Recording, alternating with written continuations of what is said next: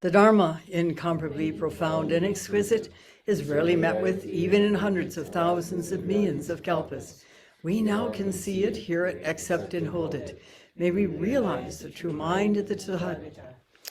Today is the first day of this 7-day sesshin in March 2023, the first of 2 in a row again, as usual, because that gives the opportunity for a very deep level of practice. And I'd like to share with you a verse, it's quite a long verse, that is attributed to Seng T'san, who was the third Chinese patriarch. So Bodhidharma is considered the first Chinese patriarch, ancestor really, we want to say, because actually his teacher was a woman. Prajnatara was a woman in India. She had warned him about the dangers that were coming up for the future. And still, Bodhidharma went to China to spread the Dharma. And he initially, as you know, was taken to the court of the Emperor Wu of Liang. And the emperor had been a great supporter of early Buddhism in China and asked him what merit he had gotten from providing support for monks and nuns, for providing translations of the sutras, and a number of other things. And Bodhidharma famously said, no merit. Oddly enough, the idea of merit has continued on down through the generations, particularly in Asian cultures, particularly in China and Vietnam, which are Mahayana Buddhist sects. And so it didn't do any good that Bodhidharma said, nope, no merit for all of this theoretically important work. And it was important work. But Bodhidharma was pointing to something very different. At any rate, he left the emperor because it was clear to him that the emperor just was not yet ready to understand the deeper truths. And what he was there to transmit was the deepest truth of Zen. So he went and he sat for 9 years, legend says, facing the wall in a cave. And there is a myth that the monastery below the cave, which now teaches a kind of martial arts to Chinese young men, actually. Even today, Shaolin Monastery was actually that he was the one that taught the monks, but that's mythological. There's a lot of stories that can be told over the centuries when there's no written record of what happened. Although in China, even in those days, there were written records, but not necessarily of monks. Because monks generally, and Zen teachers, tried to keep themselves out of the limelight. There was no reason to be important.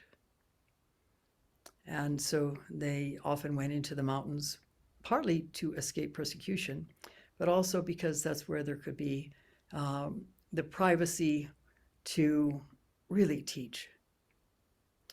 So at a certain point, theoretically after 9 years, a man named Huike in Chinese, or Ekadaishi as he's known in Japanese, appeared. He was a monk. He had been studying sutra and commentary, making commentary himself on a sutra for 30 years, supposedly. And yet he still found no rest in his mind. He still was challenged, as we all are today, really, even more so in our modern society. But we'll get to that later.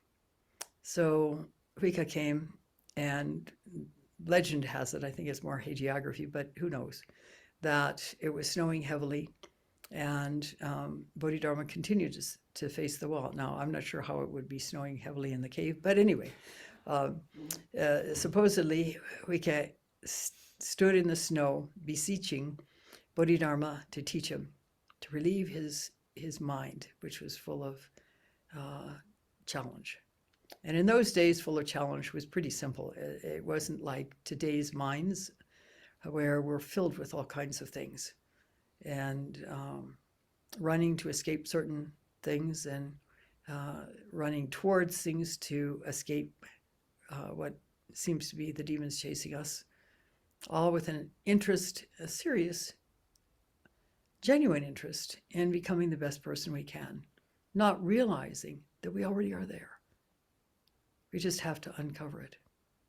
At any rate, Huike said, when Bodhidharma finally turned around and said, "What do you want?" He said, "My mind is not at rest. Please give it rest.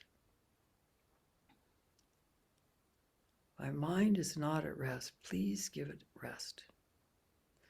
As we begin sitting in a sesshin, unless we have long time experience, and I'm talking about 20 years at least, thoughts are going to come up like weeds after a rainstorm. And it's going to be a challenge. We try to fight them. It doesn't work. They just grow bigger and expand and have babies. And there's another way. And Seng T'san was pointing to this in this poem. So Bodhidharma said to Huike, and this is something for all of us to hear too. He said, "Bring me your mind and I'll put it to rest."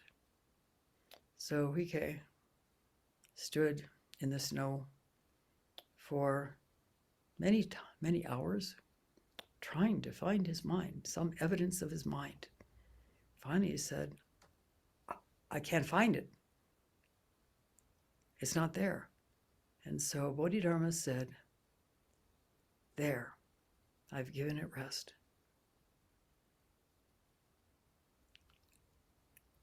So Huike ended up becoming a successor of Bodhidharma, one of his 4 successors.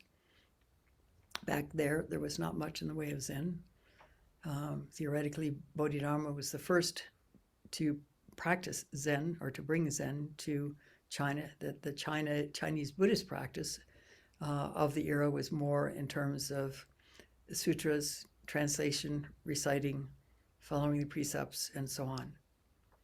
And he was the first person, according to general history. I don't know if it's verified. In fact, even Bodhidharma himself has not really been verified.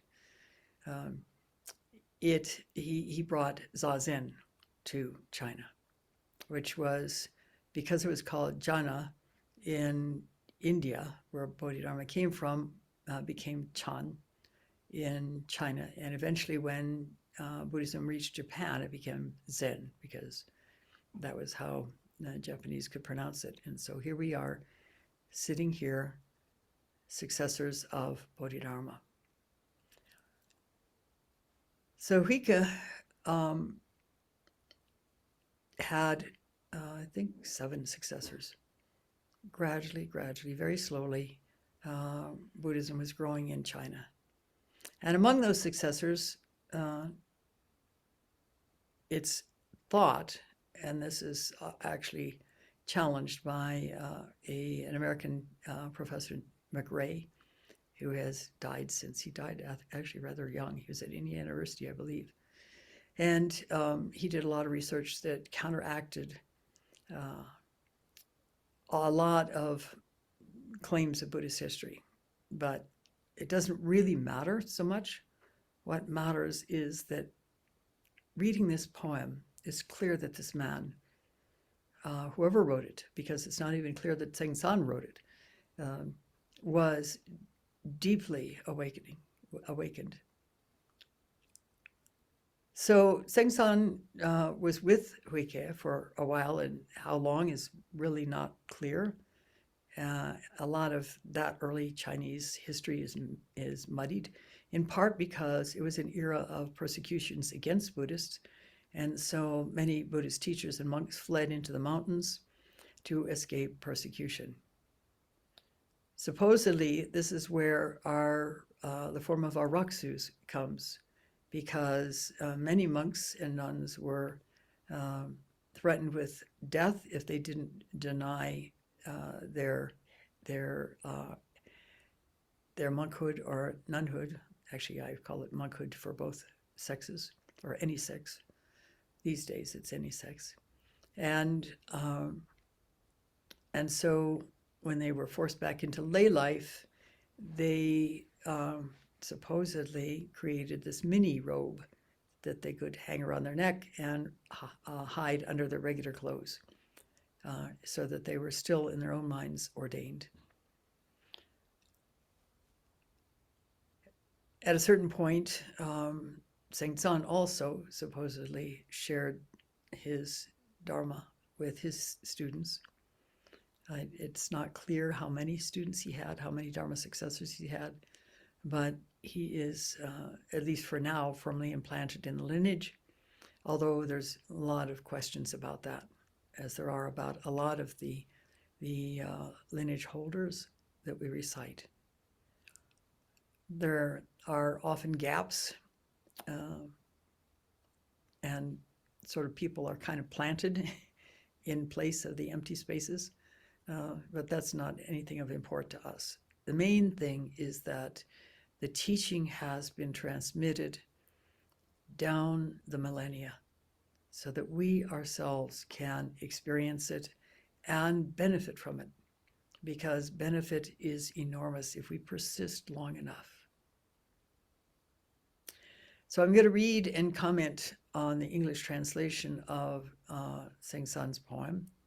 It's called, in the way Rochester Zen Center translates it, as Affirming Faith and Mind. We don't need to go into anything about what other translators might have named it. So this comes from a very long time ago, and this is really important. Seng T'san died in 606 in China. That's a long time ago. And yet, what he wrote in his poem is still valid today, because it's a profound teaching. And it needs some commentary, because it's easy to misunderstand parts of it. In it, he is pointing to the truth, the deepest truth, which is beyond words.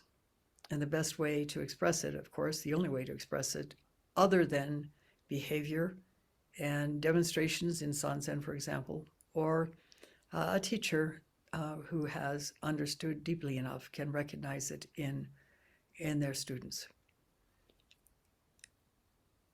The title, Affirming Faith and Mind, is the beginning. The Great Way, that is the Buddhist way, that is the teaching. And interestingly enough, the Great Way is not difficult. This is the first phrase of the poem. You remember that Hakuin's grandfather in Zen, Shido Bunan, that was actually his Buddhist name. Shido, the Great Way, Bunan, which is not difficult. Shido Bunan had come to becoming a teacher and becoming ordained much later in life. And he had lived as a householder for a long time. The Great Way is not difficult for those who do not pick and choose. Well, already that raises questions. How can we avoid picking and choosing? While we pick and choose, because it is possible to pick and choose without picking and choosing. This is a real conundrum. If you get deeply invested in, I got to have it this way, that's being caught. At the same time, there are certain desires, if you want to call them, that are important to just maintaining life. Picking and choosing, though, there's a lot we can pick and choose, all the way from who we like or who we don't like, to what we want for breakfast or we don't want for breakfast. And if we're given something for breakfast that we don't want, then we get all disgruntled about it, unless we are not concerned with picking and choosing. There is freedom in that. When Jacques Lucéran was dying because of the extreme stress of being in a death camp and starving, with death all around, and he was carried away to die because he had any number of concurrent deadly illnesses. Any one of them could have killed him. And when he was back on that little slab of concrete out in the death camp, he wrote that he chose to leave Buchenwald. That doesn't mean he chose to cop out and dissociate. Instead, he became so present with his experiences in his body without commentary. And that's the important part. And that is the key to this picking and choosing conundrum. When he let go through being totally present with the literal agony in his body, he knew in detail the experience of his body shutting down. He wrote about the whole thing. And he also wrote that 3 doctors who were prisoners like him also told him what they diagnosed, and that it was the same. So he tuned in, even though it was terribly feeling.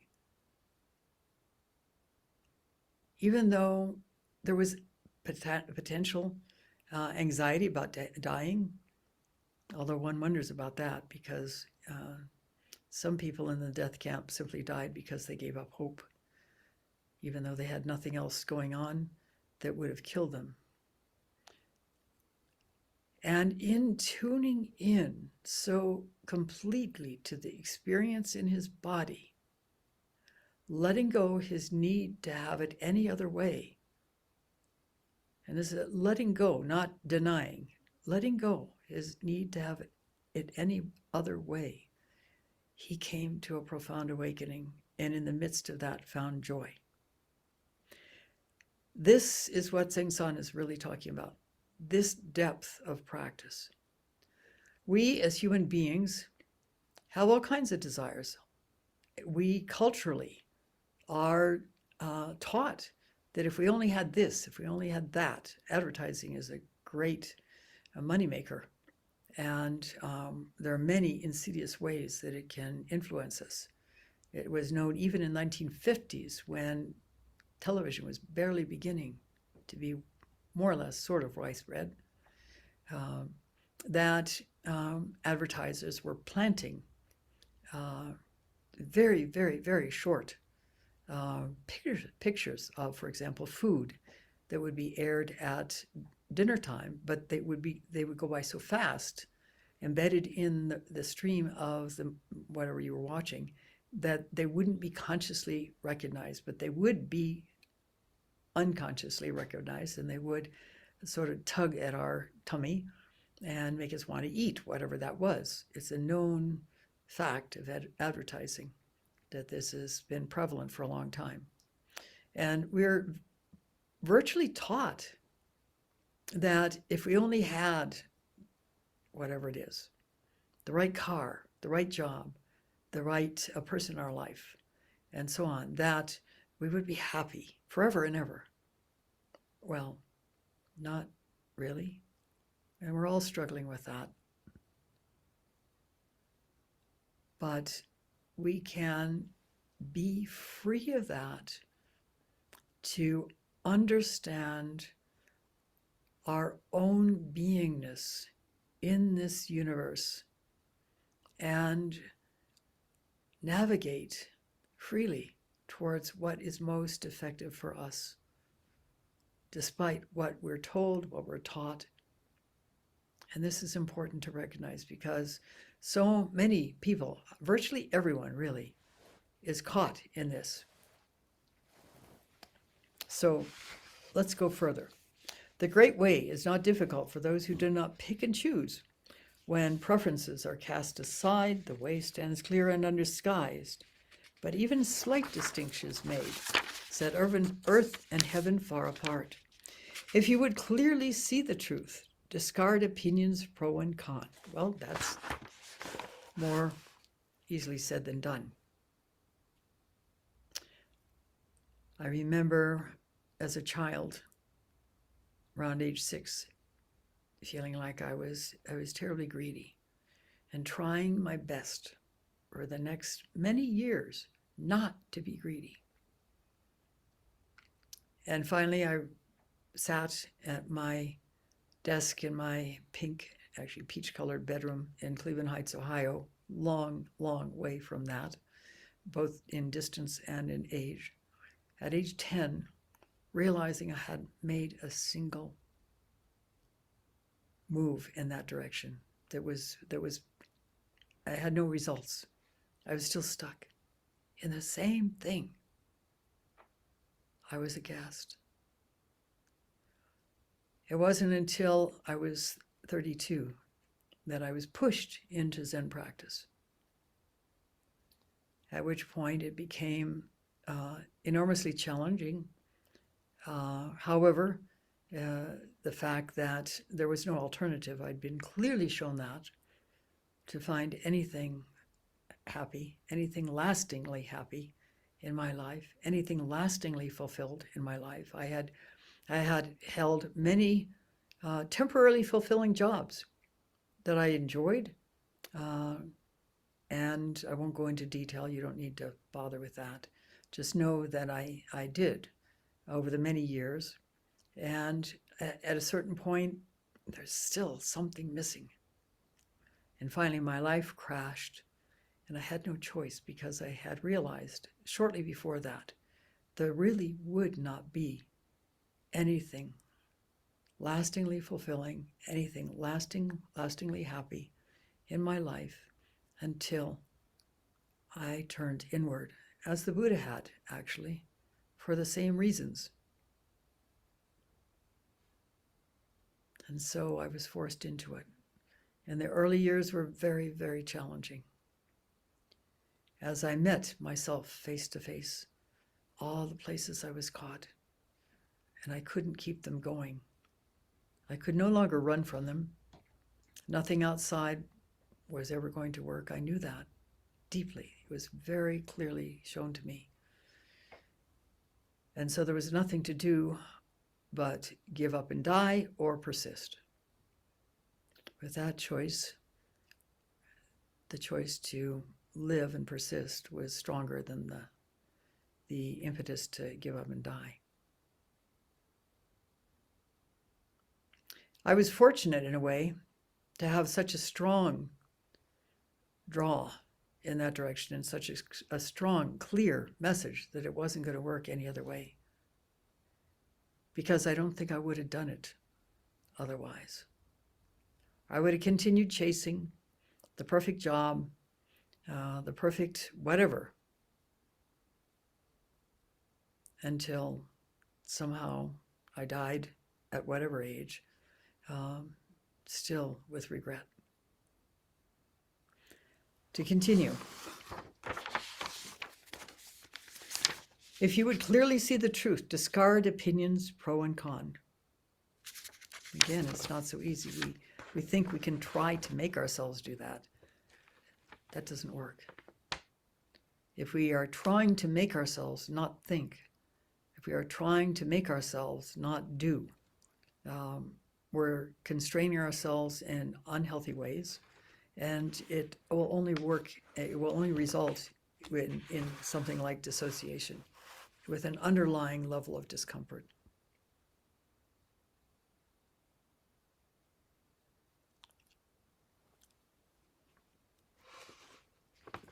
The word at the Rochester Zen Center, when I was training there, was to cut your thoughts. And this has been spoken of before. It's a misunderstanding of the instructions in practice that came to us from a very different culture. what it means really not to cut your thoughts, not to stop them. The human brain, the human mind is a place for thought, calculations, and so on. Not to try to shut that down, but to try to be so interested in an alternative at the beginning of our practice, and that is the miracle of Susokan, the extended out breath. If we really allow ourselves to sink into our body, particularly into our hara, the belly, the tanchen, then, and work at it, practice it until we manage to get it really, really under our belt, almost literally, actually.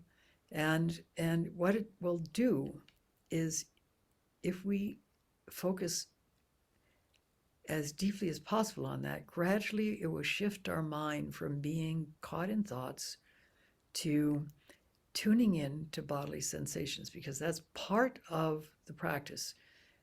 We extend the out breath, tuning in to how it feels in the body, and not trying to push away any uncomfortable feelings, but simply to open and explore with an open mind.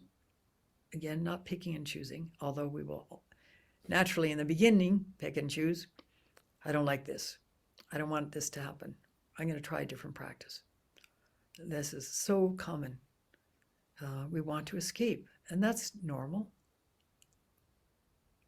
But just dare to explore what the sensations in our body feel like, with an openness to possibility that they might actually speak to us, not in words, but in understanding.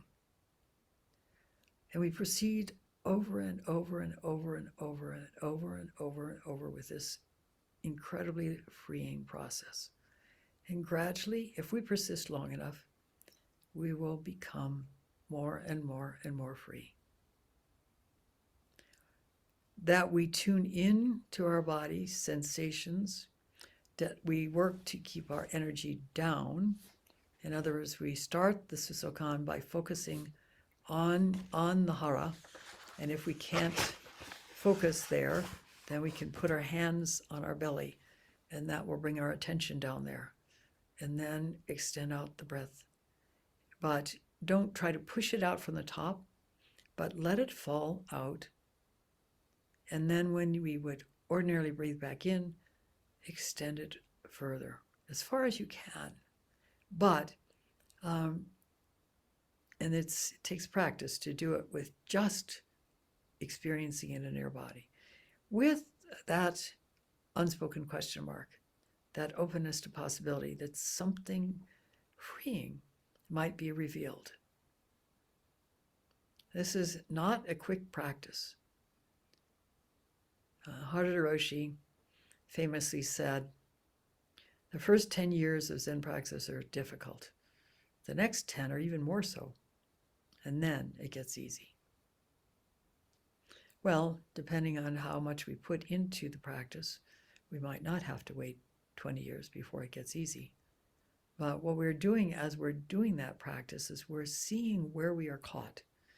And that is a preliminary to allowing that caught place to be let go of. And let go is the word, not pushed away.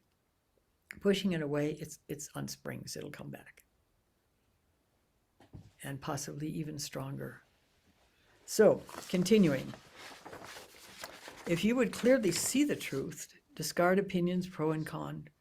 To founder in dislike and like is nothing but the mind's disease. And not to see the way's deep truth disturbs the mind's essential peace. The way is perfect, like vast space where there's no lack and no excess. And this is what we don't recognize. We think we have to return to some idea of perfection, that we're flawed. This is such a common experience of human beings. Perhaps not the Tibetans, because when the Dalai Lama was asked about negative self-image, he didn't understand what the heck that was because he'd never experienced it, nor was it a common or even known phenomena among the Tibetan culture. If you go to the art bookstore, at least if you went back in the 1980s, there were a lot of Tibetan refugees working there. It's a very unique bookstore, and they were joyful. They were refugees. They had fled their country and somehow ended up in Santa Fe, New Mexico, having to start life all over in a brand new culture, without the language initially, without any of the cultural components they were accustomed to, and they were joyful. But for most people growing up in the West and even in Japan, there is a sense of not being good enough. And that is a major hindrance. And if we have had any level of trauma or adverse childhood experiences, which really are trauma, even though they don't seem to be, even if nobody hit us or anything like that, there are other ways that children can grow up assuming that they aren't really worthy of being in the universe. I have one student who much of her life felt she was an alien outside the universe and only could masquerade as a human being in order to sort of function in this universe. It's not true. We are all one with the universe. There is no possibility of being separate, but we assume we're separate. And combine that with an innate, and it's considered genetic actually by cultural anthropologists, need to be part of a group, need to fit in. When we don't seem to be 100% accepted by, in the beginning of life, it kind of imprints us, although that imprinting is not in indelible ink. It tends to imprint us with a sense that we're lacking, that we're not good enough. And we have to really try to sort of paint over this sense of feeling not worthy in order to survive and work through our life in this culture or any culture. This is an enormously common experience. And modern psychology is only beginning to recognize this and to provide ways to work with it. One of the best ways to work with it, under certain circumstances at least, is through the extended out-breath and to sort of girding our loins and being willing to walk into the muck or the fear or the anxiety or the discomfort and really explore it. And the more we explore it, the less of a problem it becomes, oddly enough, because the idea of the gravity of it is actually an idea in our own minds. Yes, it's born of experiences, but that's not who we are. Who we are is innately perfect, complete, lacking nothing. And we only have to sort of dive through the residue of assumptions and conditioning that prevents us from seeing this and living it fully. It's an absolutely essential aspect of Zen practice, and one that was missed for many, many decades of Zen practice in America, but it is truly vital. And this is part of the long maturation that Torei Enji, who was Hakuin's successor in Zen, emphasized. And he emphasized it for good reason. We cannot compartmentalize our practice. It has to infuse our daily life. And the more open we can be to being curious about any sensations in our body, which we would normally try to avoid through thought, through stories, through some other escape, But instead, if we go into the feeling, the sensation, the felt sense, it will be very, very different. There's a lot of history in America in Zen practice by now, and it's not all very nice. And that's because people tried to blindfold themselves against what they were actually feeling. There's a way to use the Susokan as a barrier, as a way to block awareness of that innate perfection. So be careful of that. John, what is his last name? Anyway, he was a psychologist, is a psychologist, and Don Wellwood recognized through his own Buddhist practice and his psychology that it's possible to make an end run around a practice. And this is something, at least those of us who were in Rochester in the early days of Zen practice, and I don't blame Rochester for this, or Roshi Kapleau, we were taught to cut our thoughts. And that meant to just shut everything down we didn't like. And we thought that's what it meant. But it meant not getting caught by our thoughts. In other words, not chasing them, not trying to prevent them. But I got really good at cutting my thoughts. And then one day I realized that I had gotten to the edge of not being able to think, because as soon as a thought came up, chop, it was gone. That's not what was meant. We can't straitjacket ourselves into awakening. It's about opening our beingness to the full catastrophe, I guess. The Greek, Zorba the Greek was the one that coined that phrase. And it's been bandied about since. It works. Tuning in.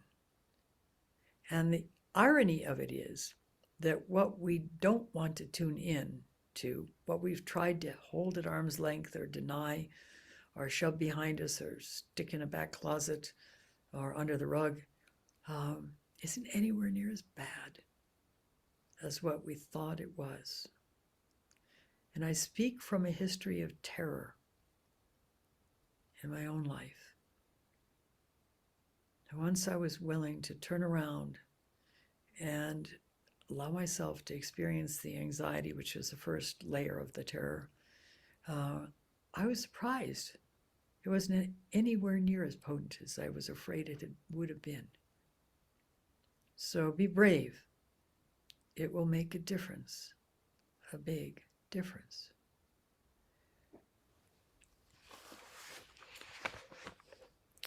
Our choice to choose and to reject prevents our seeing this simple truth, that the way is perfect like vast space.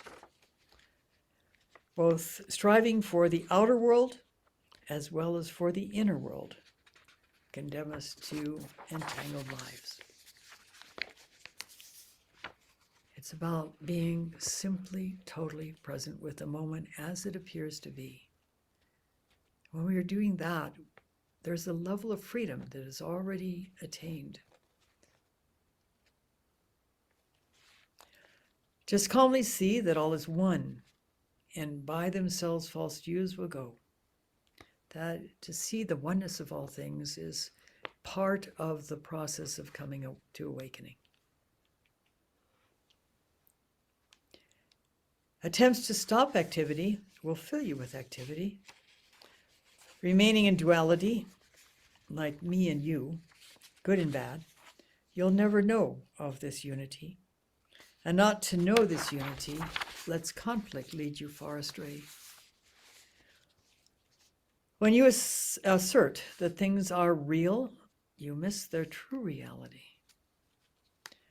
But to assert that things are void also misses reality. And here we are, form and emptiness. Emptiness is form. But don't get caught in either one, because they are not separate.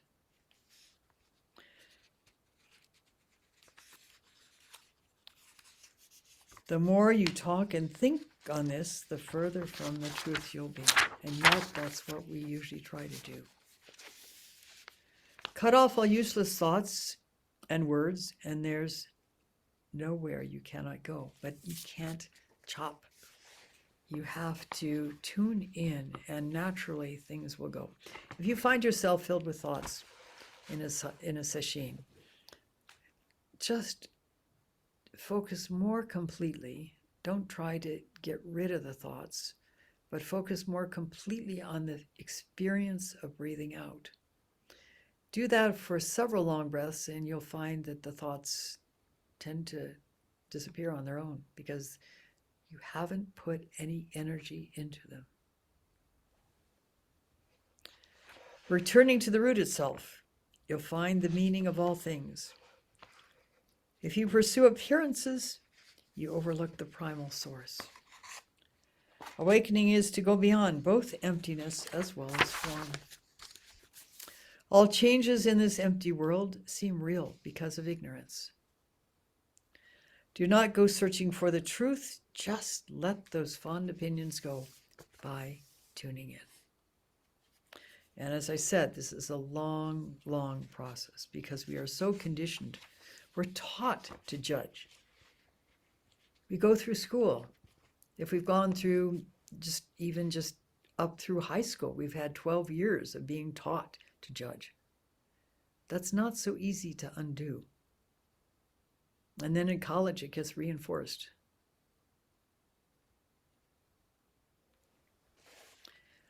Do not go searching for the truth, just let those fond opinions go. Abide not in duality, refrain from all pursuit of it. If there's a trace of right and wrong, true mind is lost, confused, distraught. From one mind comes duality, but cling not even to this one. When this one mind rests undisturbed, then nothing in the world offends.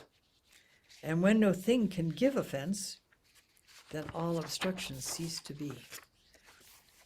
And that you reach only after lots and lots and lots and lots of Susokan and the opening that comes forth from that. I cannot emphasize that enough. We cannot push our way into awakening.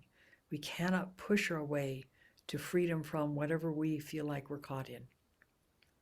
We have to go right into the experience of discomfort at being caught.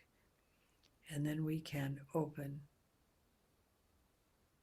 and become gradually, little by little, more free. It's built in. All it needs to do is be uncovered.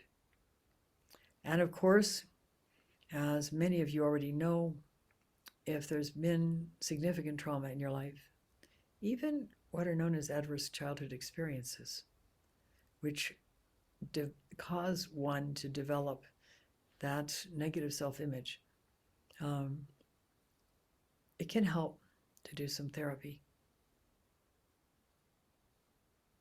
I know this well myself, and some of you have already been doing it to very positive effect.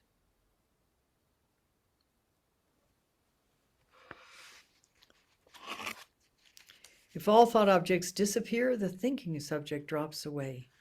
For things are things because of mind, as mind is mind because of things. These two are merely relative, and both are source are emptiness. Can you find a thought? Can you see where it is, where it comes from? Can you note this thought? Anchor it? Is it anchored anywhere, or is it just spontaneously arising? Like the sun in the morning, or the rain clouds, or the green earth sprouting in the spring?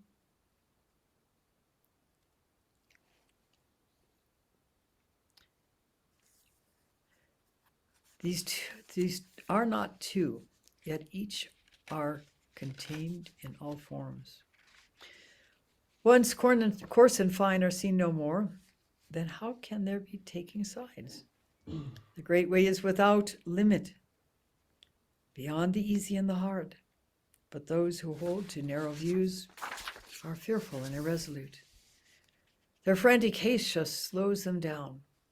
If you're attached to anything, you surely will go far astray. But again, letting go attachments is not a simple, well, it is simple, but it's not an easy thing. We have to tune into the feeling that we want to escape, the feeling of discomfort with whatever attachment, whether it's a yearning to have whatever it is or a yearning to not be there. It doesn't matter. Tuning in to the physical experience of that is what will free us. We can try all kinds of other things, but in my experience and observation, they don't work. Instead, what they do is compartmentalize us, and whatever we don't want to feel or think is stuck somewhere deep within and drives us, regardless of whether we feel it or not. If you're attached to anything, you surely will go far astray. That sounds pretty desperate. Don't buy it. If you're attached to anything, there's an optimal opportunity to allow yourself to be released from it, or to release it from your habit patterns. It really works, but it takes work. And the biggest part of the work is the willingness to do it, and then to persist. Just let go now of clinging mind, and all things are just as they are. In essence, nothing goes or comes. See into the true self of things, and you're in step with the great way, thus walking freely, undisturbed. But live in bondage to your thoughts, and you will be confused, unclear, and caught under a need to get rid of them. This heavy burden weighs you down, so why keep judging good and bad? If you would walk the highest way, do not reject the sense domain.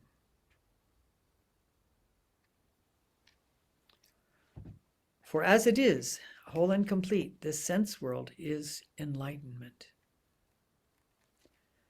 The wise do not strive after goals. The fools put themselves in bondage.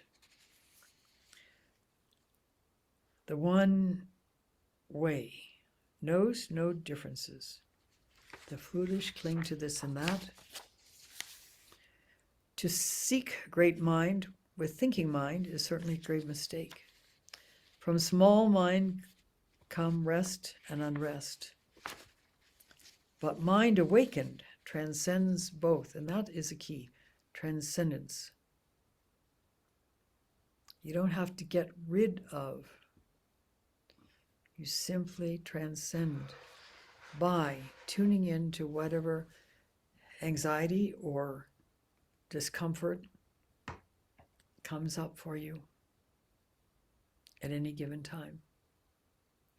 I remember Bowden telling me at one point, he was in Mexico or Costa Rica, I don't remember which, with Roshi Kapleau. And Roshi usually took an afternoon nap, and he didn't appear downstairs to do the workshop that was scheduled, and so Bowden went up, and he was still napping, and Bowden woke him up, and Roshi just looked up and said, what would you like me to do? No attachment to, oh my God, I forgot this thing. Oh, I've overslept. No, just, okay, what now? What shall we do? Completely let go of any anxiety around any thoughts even. I don't think he had a thought of not living up to snuff, not living up to any image of the teacher. It's a lesson for all of us. When we are truly let go, we can experience adversity without being caught in it. That doesn't mean we don't go into it. Of course, we do the best we can to not experience adversity, but that does not mean shutting down and trying to deny it or escaping it in other ways.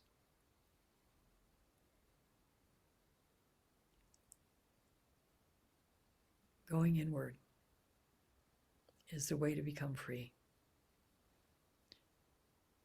In almost 82 years of life and more than 50 years of practice, I have not seen any other option that worked. So I give you this in the first day of sesshin in hopes that you will take it under your wings and work with it. Tuning in is incredibly effective, but it's not an easy thing. It is a way in which we are really exploring where we're caught, rather than trying to change it or defeat it or ignore it or shut it down. And this is vital. So I thank you for listening. I think this is enough for today. The rest of the poem reads pretty clearly the same. He's just pointing out different aspects of how we're caught and how to free ourselves from it. Although, yes, he did speak of tuning in, actually in different words. So we'll stop now and recite the 4 vows. Thank you for listening.